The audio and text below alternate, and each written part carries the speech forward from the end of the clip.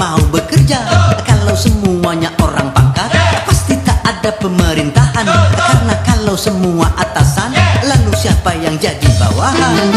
Kekayaan serta jabatan tidaklah merupakan ukuran. Hanya takwa dan keimanan, nilai manusia di depan Tuhan.